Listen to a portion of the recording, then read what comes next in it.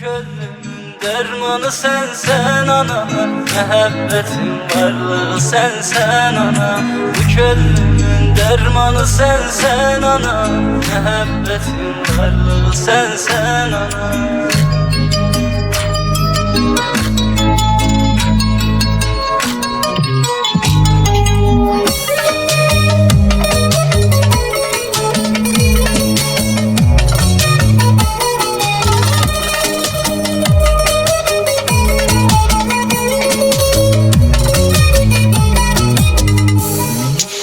Dünyada tek varlığım anamdı, dertlerinin dermanı tek anamdı.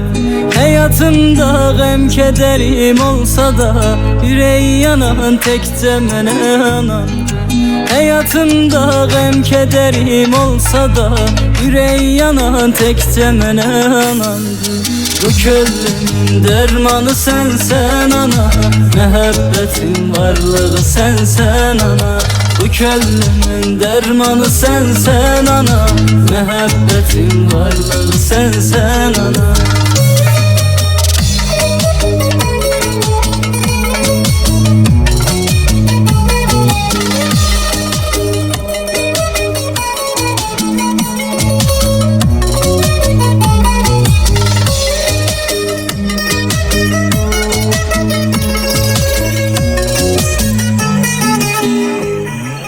Dertlerime bir yanan anamdı, hele de beni körpe sanan anamdı. Ayağıma bir taş değmesin diye dua eleyen narahat olan anamdı. Ayağıma bir taş değmesin diye dua eleyen narahat olan anamdı.